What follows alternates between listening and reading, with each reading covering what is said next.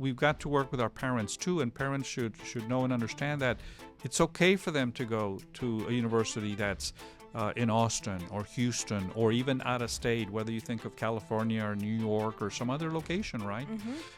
And so that's something we've got to work on, because I know we as parents a lot of times want to hold on to our students. Well, we've got to also allow them to go.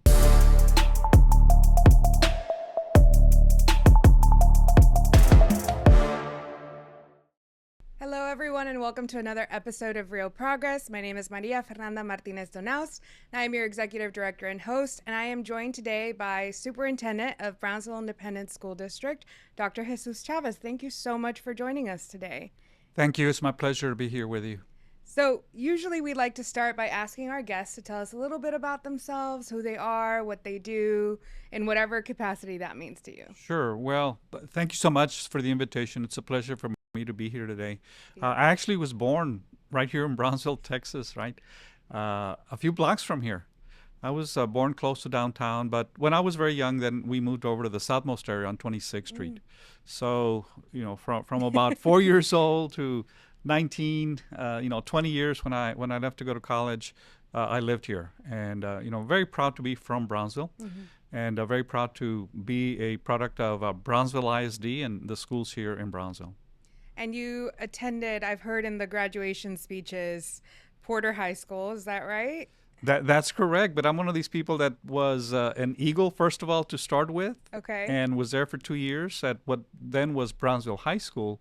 But then, yes, they opened up Porter, and I moved over to Porter and graduated in 1976. As a matter of fact, we're going to be celebrating 50 years here a year from now. Soon. Yes. That's exciting. We're very excited. I know all of our classes. Okay, that's awesome. And then from Porter, where did you go afterwards? Well, I'm very proud also to be a product of Texas Southmost College, because this is where I started college.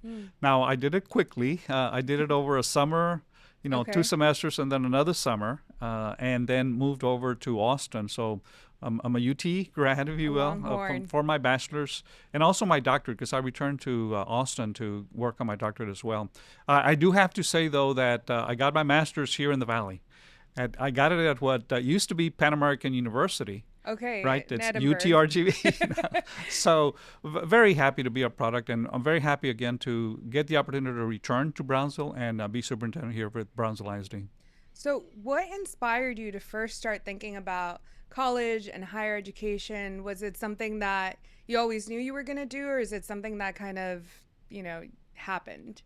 Well, I'll tell you my 12th grade story about that. I don't remember it.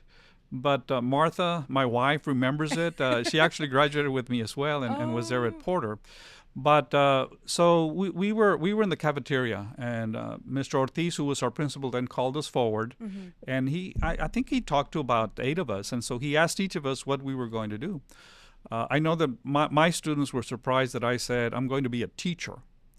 And yes, later on, I do want to become superintendent, and I want to be superintendent here in Brownsville, which, I've always had that in my mind. And here, actually after retirement, because I did retire a number of years ago, but the opportunity to come back to Brownsville and be superintendent came. So it started in high school. It started in high school. So you wanted to be a teacher from the start. What kind of inspired that? Well, here, if you think of my schooling, and I went to Cromac, I went to Falk, Brownsville High School for 2 years, and then graduated from Porter. I had great, wonderful teachers, and I always wanted to be part of that system, if you will, so that, yes, we could continue to help students do well, not only in their education in public schools, but then get them to a university, right? And so for me, that was very important. And here, I'm going to say the teachers that I had, the schools that I went to, helped me a whole lot. And so I always wanted to be sure that, yes, I did that myself. One, become a teacher, become an administrator, and then ultimately superintendent. Can I know what you taught? Well, I actually was a 3rd grade bilingual teacher. And I started over at Reinaldo Garza Elementary School. And did that for 3 years. And now I'm one of these individuals that moved quickly into the administration piece, because my 4th year I became an assistant principal. I tell people the story that for some reason, and I really don't know the reason, that summer they needed a lot of assistant principals. And so for me, it was the luck of there were a lot needed, and yes, I And you was were ready. named. Yes, I was named as an assistant principal, and I was assistant principal, there at Goddess Elementary as well, for 2 years, and then Okay. of course I left then to attend UT Austin. Did you want to become a principal so soon in your career? Or did you wish you had more time? Well, and actually, I don't say this a whole lot, and not a lot of people know it, but Hmm. I've done well wherever I've been. I actually have not been a school principal. I was an assistant principal. Okay, Okay. so I was an assistant principal for 2 years, and the way things worked for me was that I got the opportunity to go to Round Rock and do Hmm. my internship there, and so I stayed there as central office administrator for 11 years. A lot of various experiences that I had, and that really was very helpful to me in my other careers, right? Hmm. My other jobs that I had, because I learned a whole lot my first 11 years as administrator in Round Rock ISD. So Hmm. I'm very happy that they gave me that opportunity. Yeah. We tell our students often that um, there is a component of luck to career, to Yes, education, but it's not usually what people think. It's more like being in the right place at the right time with the right skills, sure. right? And I think that speaks a little bit to both that first assistant principal position, but then also your time as administrator. Having been in multiple school districts and spaces, what are some of the exciting opportunities for growth that you see here in Brownsville today? Sure. Well, everywhere I've been, for me, it's been about making sure that our students do extremely well. Mm. And I've learned various things, right? Each district that I went to, what do you think of my first superintendency in Harlingen? From there, I moved over to Corpus Christi. I learned a lot in those positions. Here, for our students, let me say that I always talk to them and say, you got to get your A's and B's. Right, that's primary. They've got to work on getting good grades Mm-hmm. while they're in school. And also, again, the goals that I have within our district is that all of our students are going to do very well. We have great teachers, great administrators, great schools because we want our students to do very well. Mm-hmm. And of course, doing well means you got to do well at all the three levels, right? Elementary, middle school, high school, Mm. because ultimately what we do want for you, each student, Mm-hmm. is for you to go on to that next level. Now, let me talk about that next level because a lot of times, yes, we want to emphasize the bachelor's degree, right? We want to Mm-hmm. emphasize the university, the college that Yeah. you're going to go to, but it's also important for students maybe who don't want to do that, right? Or maybe they're interested in other jobs, other areas, Mm-hmm. that yes, they take that opportunity while they're in school as well. For example, here, I know that we're going to continue to need a lot of people in various areas. Whether you think just not only of the construction of Mm-hmm. the continued construction that's going on in our city, but also the technology piece is very important. So whether you're going to go to a 2-year program, that's fine. Mm-hmm. Yes, a great number of our students go to the 4-year bachelor's Mm-hmm. degree program. So we really push on both, right? I tell our students, graduate from high school, but you're not finished. You got Nope. to go to that next level, right? Yeah. And so that opportunity is there for them. And as an organization, we do a lot of college access work, but one of our beliefs is that it's college for all who want it, and we want more people to want it, right? Most But we definitely. also understand that, sometimes it's not going to happen for a number of reasons. Maybe traditional school is just not for someone. Sure. And one of the things that I really admire about what BISD is doing is the CTE programs, the ability to do dual enrollment and graduate with an associate's degree. We've had several students go through that process because it does give those options for the students who maybe aren't so sure that they want to pursue a bachelor's degree after college.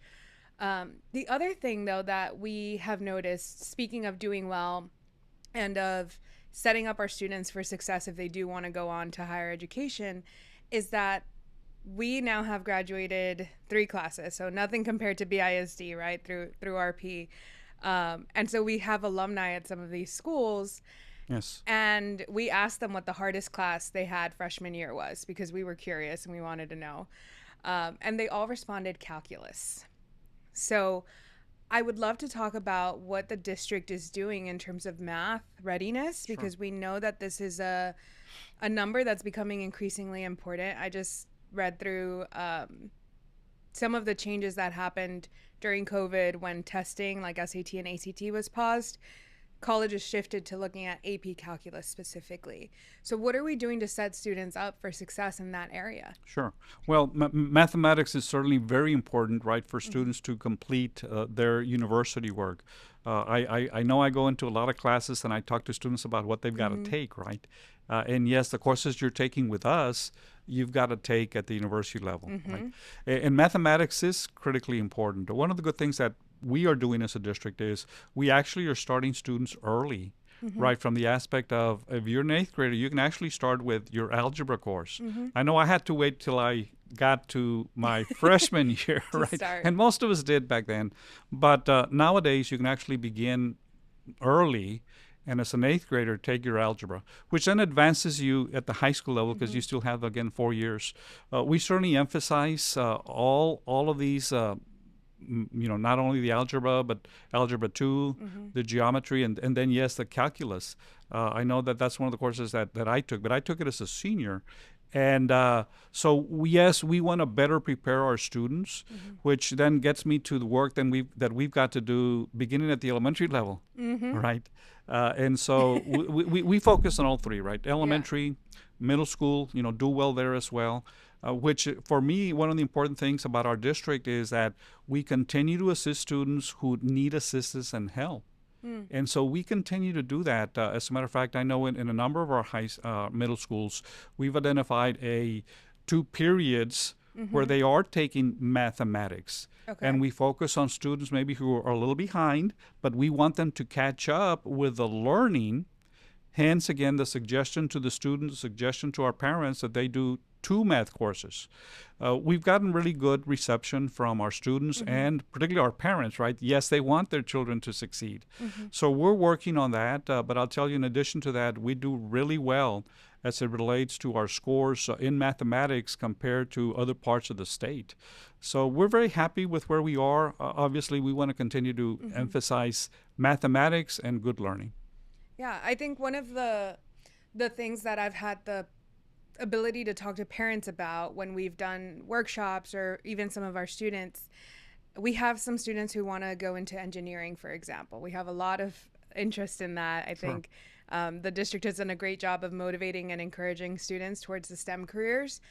And even some of those students are not on track to take calculus because they didn't start in 8th grade with Algebra 1, right? So what are we doing to communicate to parents and students the importance of starting early and of doing that? Because it does, what we hear from parents, honestly, is that, well, I didn't know this back then because I wasn't necessarily thinking about how this would then line up for their college requirements. And for a lot of the top tier schools now, calculus is a requirement, right? It's not optional.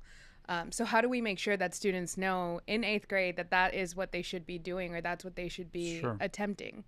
Well, for us, it's a matter of offering information, yes, to our students, but also our parents. And I know we have a counseling department, right, that does really well in providing information. But here, let me say that for that to happen, we need the parents to come, right? And so there's responsibility here for both, right? From the standpoint of, yes, we, the district, need to continue to be offering that discussion, that information, not only to our students, right? And we do get together with them. Our counselors go into the classrooms, if you will, and talk about what courses and what those courses mean for not only high school, but then higher education and, getting your degree. But we also want to include parents, and I know we do have some evening classes for them. So that's something we continue to emphasize. We're going to continue to be offering that informational meeting and packets that we provide not only students but also to our teachers. And parents can find that information on the website, I imagine, and also if they talk to their counselors at schools. Is that correct? Well, the answer is yes. And here we want to make sure that parents do have information about the courses that our middle school students are taking. And really that's when that happens, right? Yeah. Elementary school, yes, you've got your grade and you cover the various subject areas. Making sure you learn fractions really well. Yes. But when you get to the middle school is when you then start selecting the courses that you take. Okay. So along with math, the other conversation I've seen happen both from college professors, but also just generally in education, is this idea of a literacy crisis, that we are in a literacy crisis. Students aren't reading anymore. The big headline that made its way around was a college professor saying their students had never read an entire book. Do you see this happening at BISD? Is this something that our students are facing, or do you feel like that's happening other places, but that's not us? It's really not us from my perspective, right? From the aspect of one, we have a librarian at all of our campuses. Yes, I know. At the elementary level, they visit the library a lot, and then students get to take the books that they want, so that yes, they can read books. So that's an emphasis that we have. We continue to have not only the physical libraries with books, but students are also able to read. Via online right situation. So we have both, and that is an emphasis that we have. I mean, reading is very important. I'm going to say that one of the things that we focus on with as far as the educational piece is that we provide a strong reading instructional program beginning at the elementary level. I know that most recently we also got a grant from the state that focuses on kindergarten through third grade reading, because it's critically important that students are reading, by the time they get to, let's say, the beginning grades. I mean, it's interesting. I had a hard time with the reading piece. Now you have to understand that.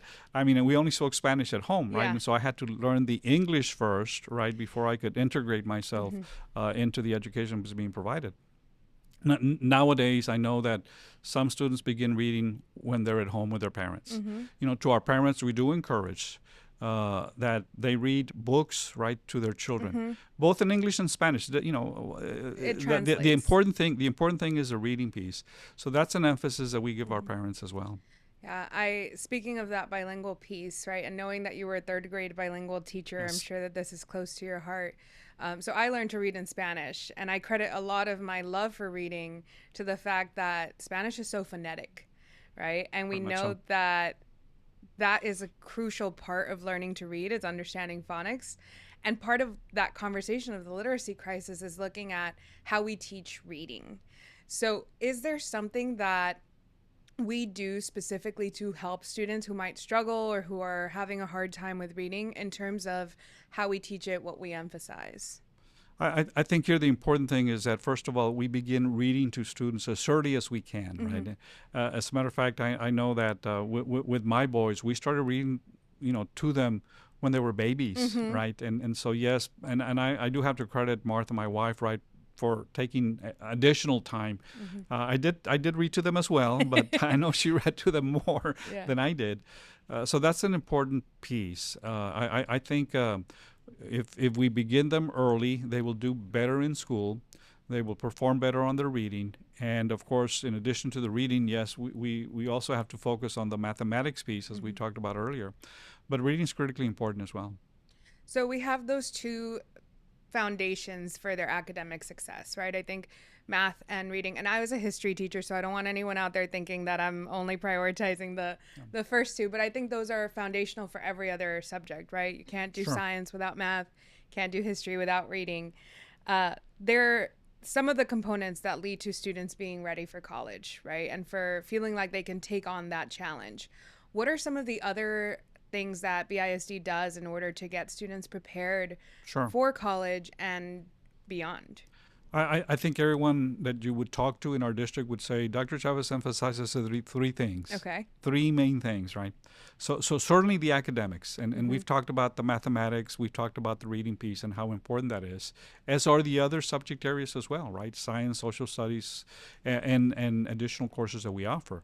So academics is number one, and that's very, very important. But I also emphasize to our students the physical education and athletics. And yes, students have to participate in that area, right? And I'm going to finish with the third one here to say, well, the arts are also very important.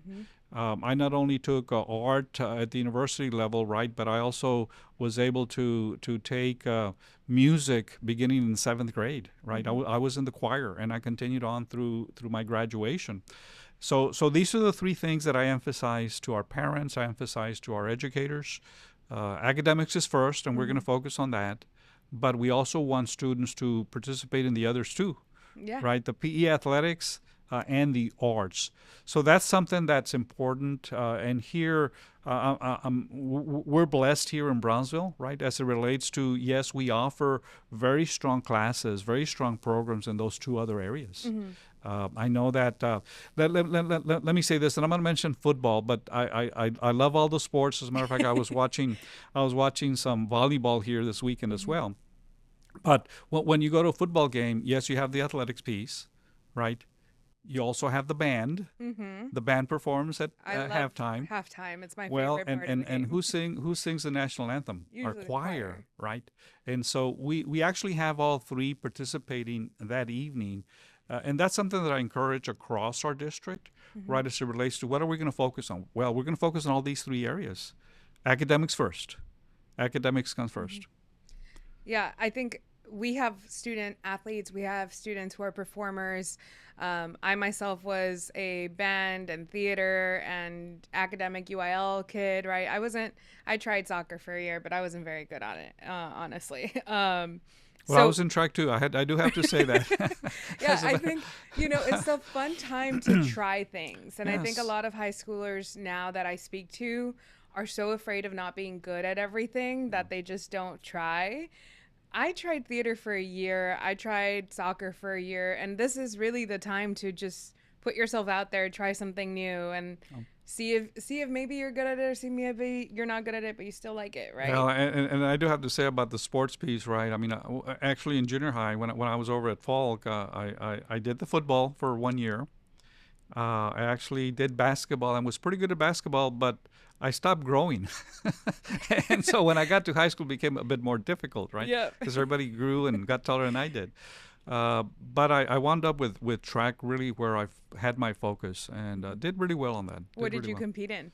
Well, I not only ran the mile relay, so I was one of the four, right, that took a lap all the way around, but I also did both hurdles. I did back then we were still with yards, so I did the 120 high hurdles. Okay. But I did really, really well with the 330 intermediate hurdles. As a matter of fact, and this is still in my mind, right, from the aspect of how well it went for me that year. My senior year, I won all of the races. The Okay. 330, right, 330. I got first place. Got to go to regional Okay. and came first in regional over in Corpus Christi. Okay. And then also made the state. So very happy about that. Yeah. But I always tell all of our students, right, academics first. And so I did work on getting my A's and my B's.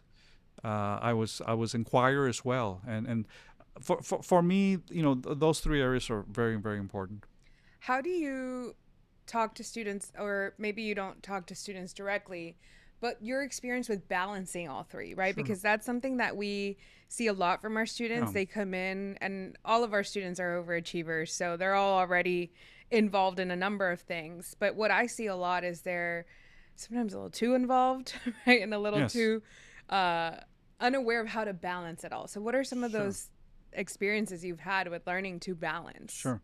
Well, for me, it was very important that I continue to participate, right, in all three, but academics was always first. And even when I talk to our students, when I talk to our teachers, that's what I emphasize. Academics is number one.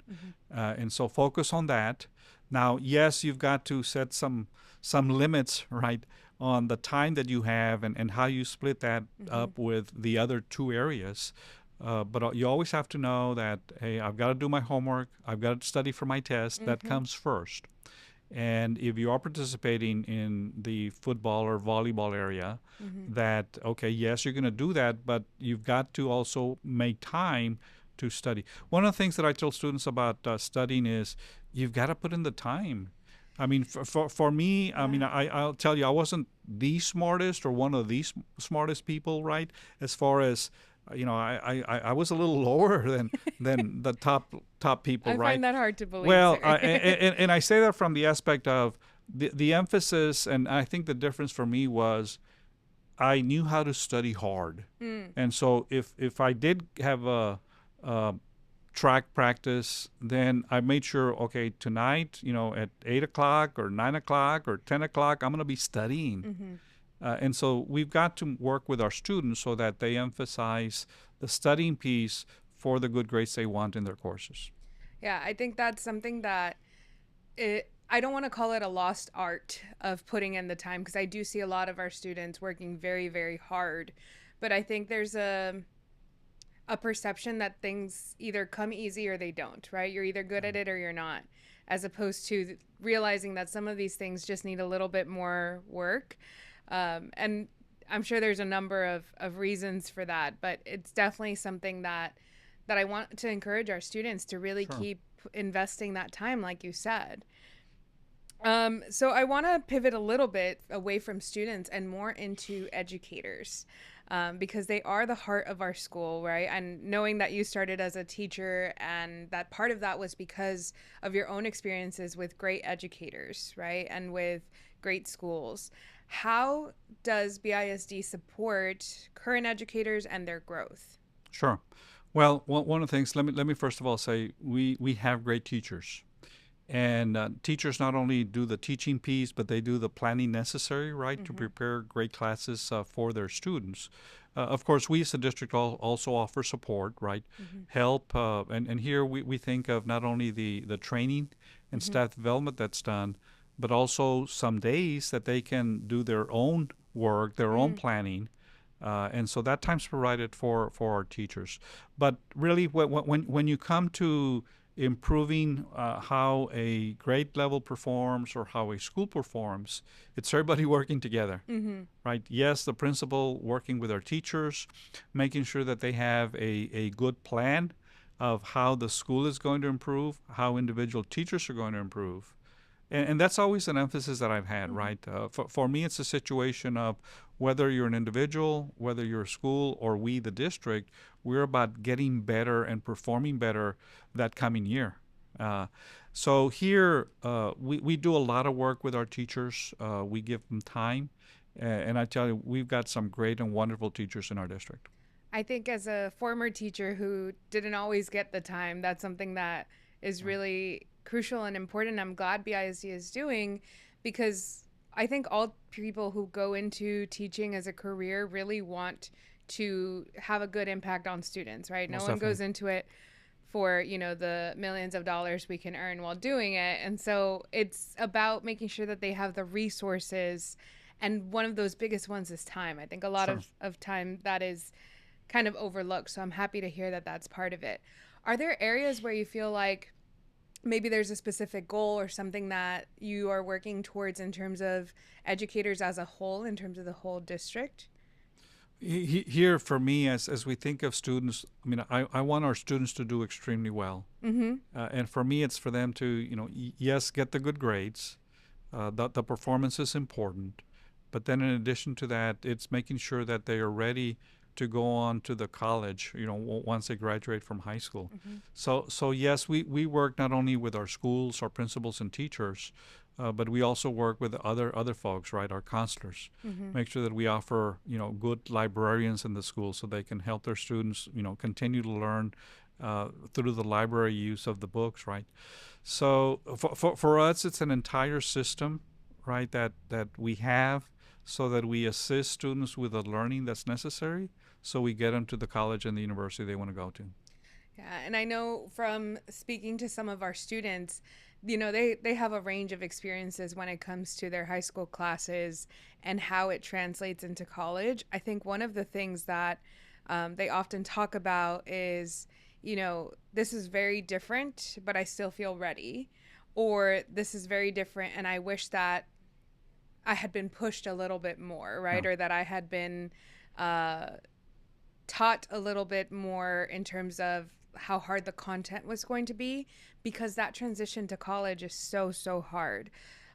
Are there any programs at the district that encourage teachers to, I know that there's professional development, but also to kind of go back and stay current with what the needs of college students today are? Yeah.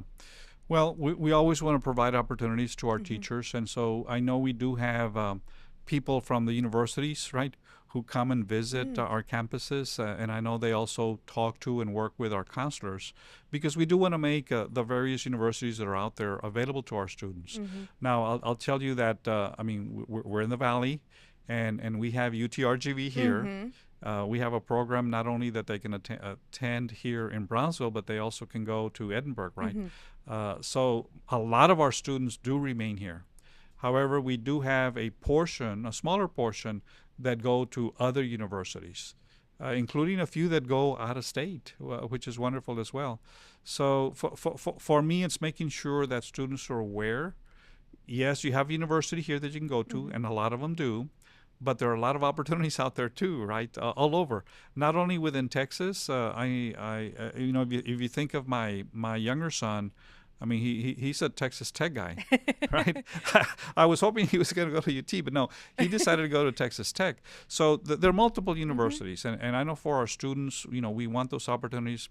We certainly invite, and we have a lot of people from all over, not only Texas, but also from outside of Texas that come and visit our students. And yes, some of them do take that up. That's amazing. And I'm glad that teachers are also taking that opportunity to hear from those representatives when they're here. We tell our students all the time when we build their college lists, sometimes we get, I call it the starter pack. So they have UTRGV, UT Austin, Texas A&M, and then they're like, I don't know what else. Right. And I think it's because this is what they hear so often. Let me mention this, because it's something that I've emphasized wherever I've been. So at the various districts where I've been, including here, and let me say, the schools were already doing this, right? From the standpoint of, if you go to any of our schools, they will have the different banners for the various universities, whether, it's Houston, or whether it's Stanford or UT or A&M. I got to mention A&M too, right? And people sometimes wonder, well, why does he do the? Yeah, for doing well, the no. I'm about recruiting and making sure that students think about all the universities that are out there. We have great universities, not only in Texas, but outside of Texas. And so we want them going there, right? So we emphasize that. Our teachers do, our schools do, beginning at the elementary level, right? I know now they have college shirt day and everything, right? Yes.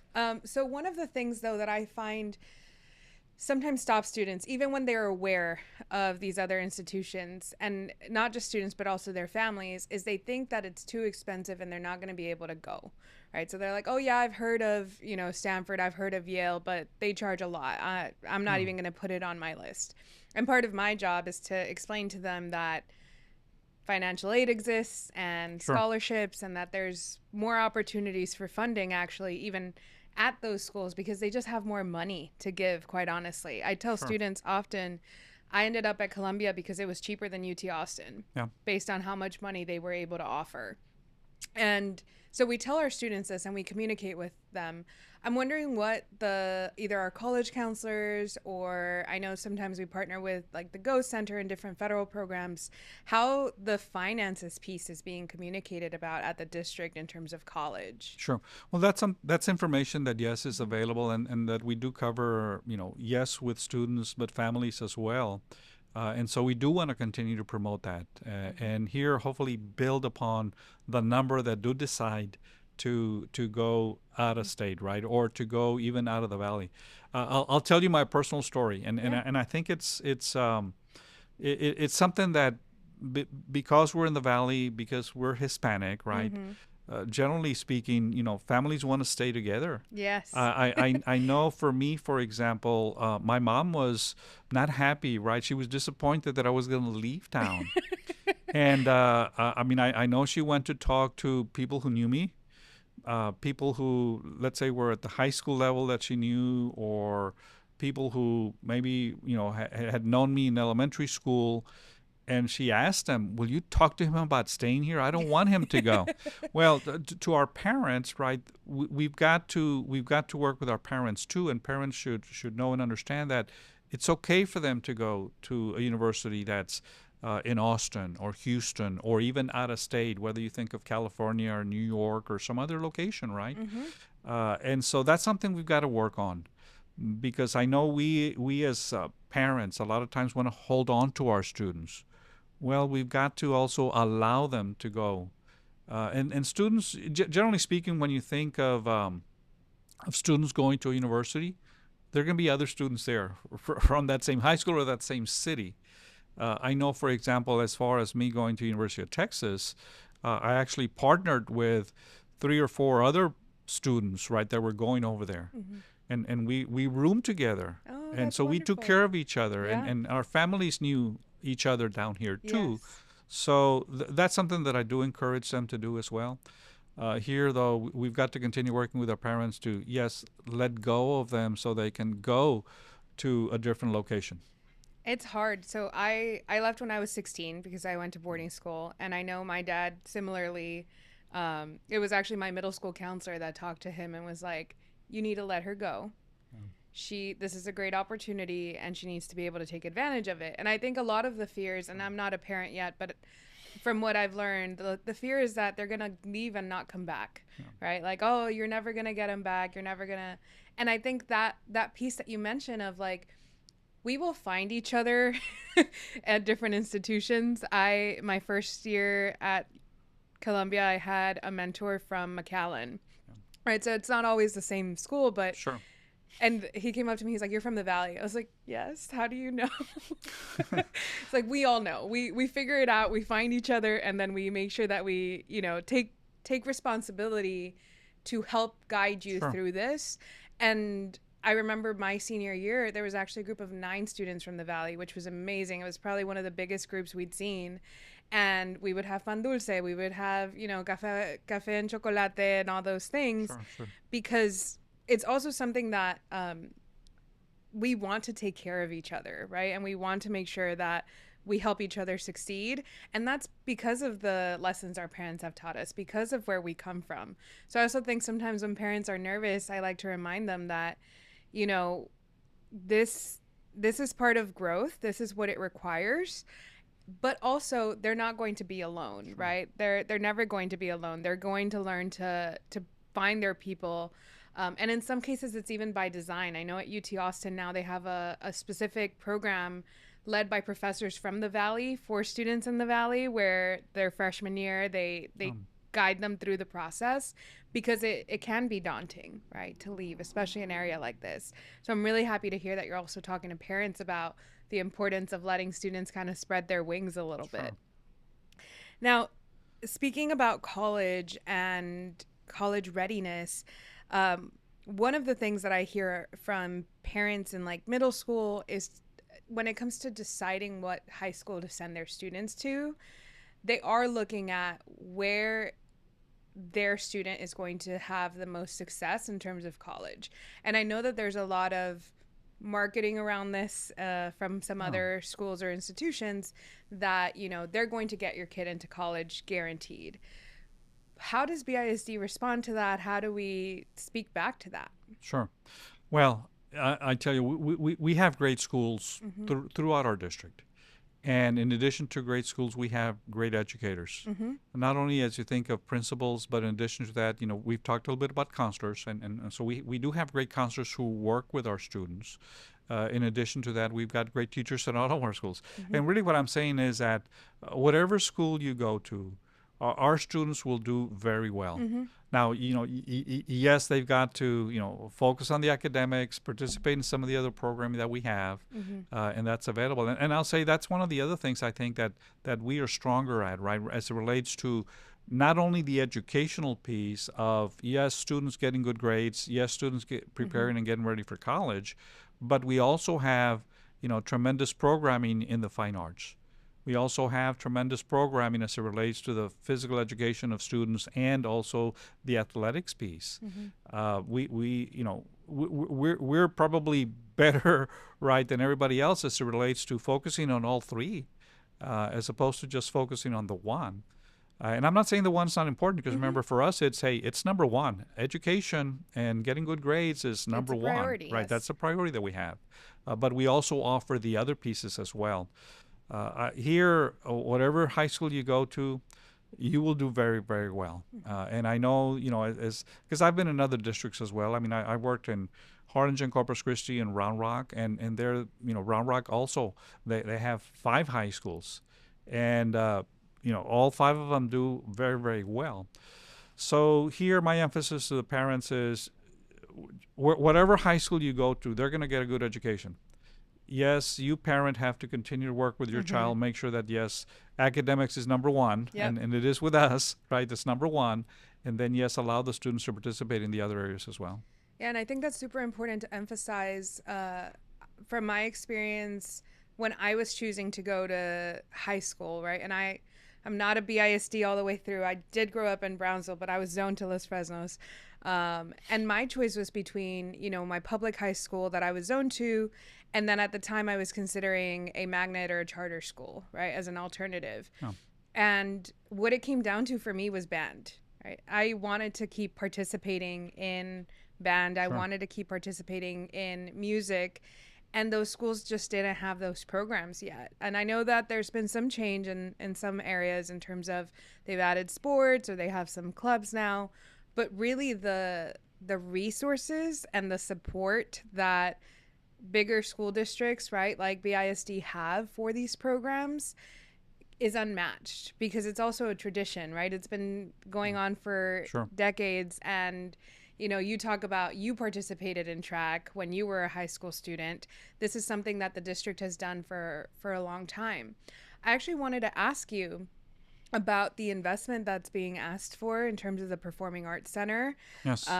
Because I think that is something that really does make BISD stand out in terms of the options that students have. It's the access to the arts, the access to the extracurriculars. Could you tell us a little bit about what this proposal is and why it's being asked now? Sure. So, as you know, we have a bond election coming up here on November the 4th. People can actually start voting on October the 20th, because we'll have early voting, for several weeks there at the end of October. So, yes, please take a look at the information that we have on our website. In addition to that, I'm making presentations to parents at schools. So if you can attend one of those, please do. If you, as a matter of fact, if there are any groups out there that want to receive information, I'm happy to meet with them and go and speak to them about what is being proposed. Now, one of the things I need to emphasize, though, is that for me, the district, right? Yes, for us, it's about giving the information. We're not telling people how to vote. And one of the things that people can do, of course, our employees, and in particular, right? Yes, after hours, employees can tell you how they feel about that. Now, coming back to the Performing Arts Center, that was a suggestion, a recommendation that was made by our citizens group for us to consider. Now, the state requires that be a separate item from the school renovations or school additions, new buildings that you would build, which is Proposition A for $385 million. So what we're talking about here is the Performing Arts Center, which is $75 million for the Performing Arts Center.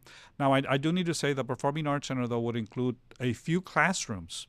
If you think of being in choir or being in band and doing the annual competitions, generally speaking, to hold that general competition, you not only need the auditorium, if you will, or the performing arts area, right? You also need the rooms to prepare for, right? Because you do your warm-up, you move from one room to the next room, and then you move on to stage. You need the room to panic in. Yes, and so these rooms are part of the proposition. Here, one of the things that the board wanted to take a look at, though, was a larger building. I know our citizens had taken a look at a 1,200 seat Performing Arts Center. Okay. Here, the one that is being proposed is 1,000. I'm sorry. It's 1,800 seats, right? And so that's a good number of seats. So that's the reason you have the higher amount of the $75 million. It'll have the classrooms, as I talked about.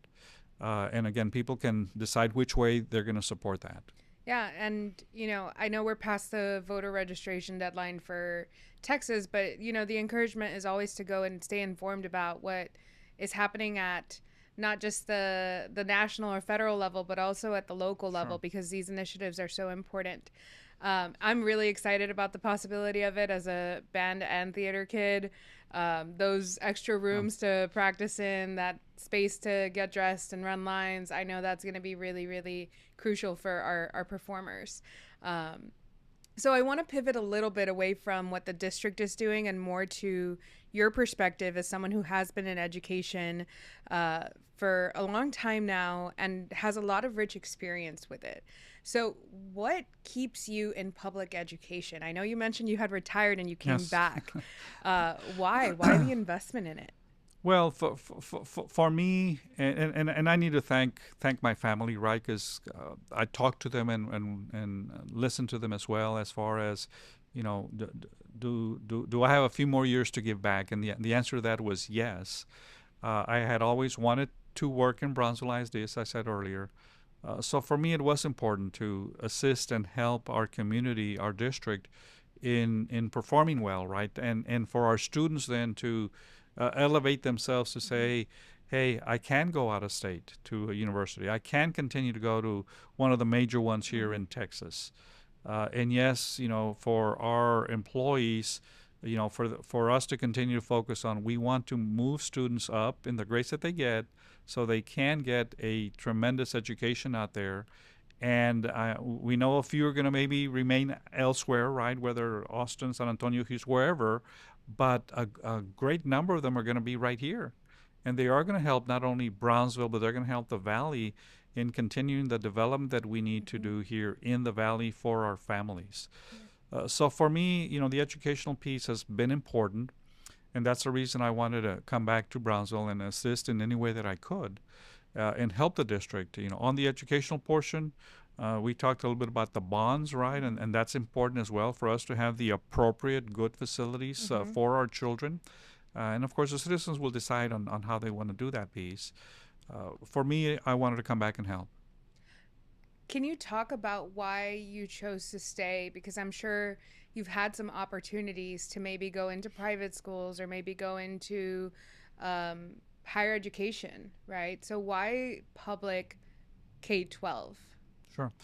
Well, for me, it's about developing the community, developing our individuals so that they not only have a good education with us as a public school, but it opens up the doors for great opportunities in their life.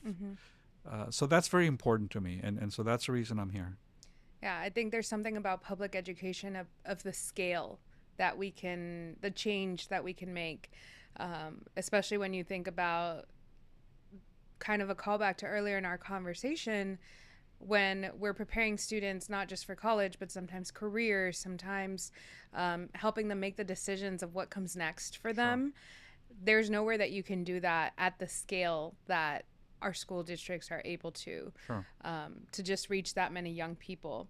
Well, one of the other things that I'll say about that is that as you think of school districts, one of the things that I've always focused on is to make sure that we're providing great opportunities to our students because other communities are doing this, right? As it relates to, let's say, the performing arts area. Yes. As it relates to doing well in, yes, the academics are always going to be first, but can students participate in one of the other physical activities, whether you think of tennis, whether you think of volleyball, whether you think of basketball. Really, one of the other things that I'll say about Brownsville is that this district has been moving forward, if you will, ahead of others in providing opportunities to all of our students. Here, for example, I'm going to mention our special education program, right? And mention them from the standpoint of they're not only receiving the educational portion, but Brownsville has been the lead really across the state as it relates to, well, let's provide them some athletic, physical opportunities. Unified teams, yes, right? and so we have unified teams, and we have a lot of opportunities for them as well. We want to develop our entire capacity to serve all students. And Brownsville is doing that, and so I do need to say though, I've got to thank our board of trustees, right? They're the ones who focus on help and assistance in setting good goals for our district, setting good goals for myself, and then moving forward with those so that we help our students do better, so that we get the support from the families and our community. I mean, I'm very happy with where we are. As it relates to the improvements that we're making and the focuses that we have, but it's taking all of us working together. Our board, with our parents, with our citizenry here in Brownsville to move forward with our students. I think that's so important to emphasize. People often think of a district as just either the superintendent or the school that they're at, but it is really a team effort that happens here. I know that you all will have a board meeting here soon, and parents can go and share their opinions there too, right? If there's something that they want to see, they can communicate that. But I do think that Yes. the district has been doing a great job at, like you said, reaching all students and making sure that they all have opportunities. We have a few students who participate in the unified teams as like the mentors and the coaches. Yeah. And they love it. They write about it with such passion and conviction as to also these programs, right? And one of the things I like to nerd out about are like universal design, right? And this idea that if we make things accessible for the students who need the most help, it helps everyone and it brings everyone up.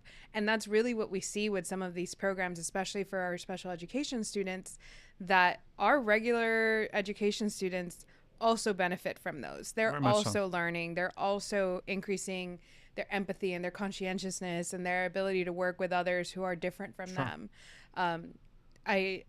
That's definitely one of the things I've recently learned about that I was like, this is so cool. That's so exciting that the district is doing it.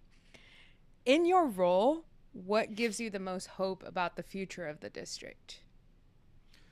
I would point not only to how we all work together, right? But I would point to the focus of we as a community developing our students.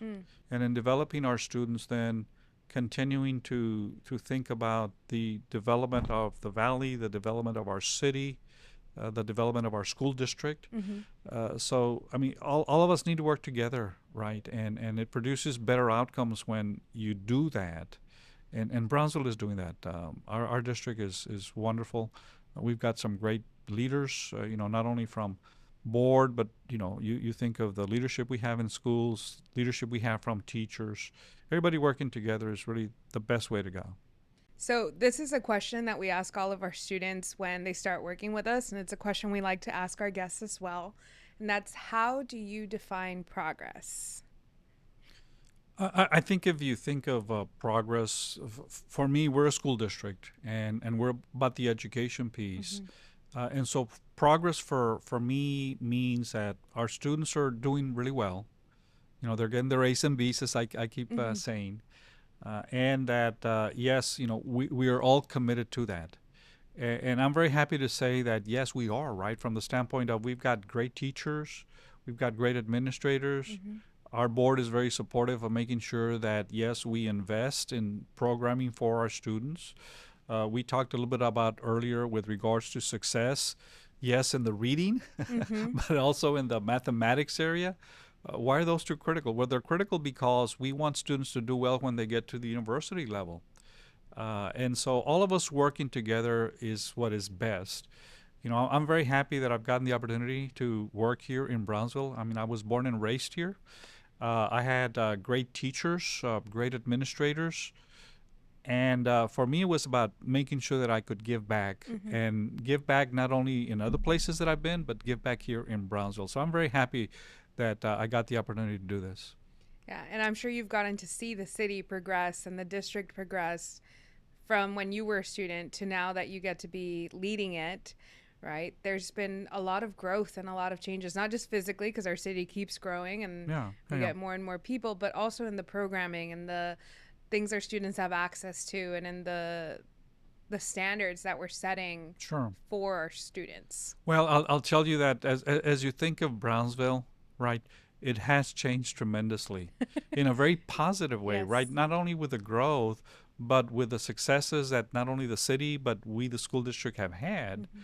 We have students who go compete at the state level, not only in the academic area, but also in the arts area, also in you think of band and choir.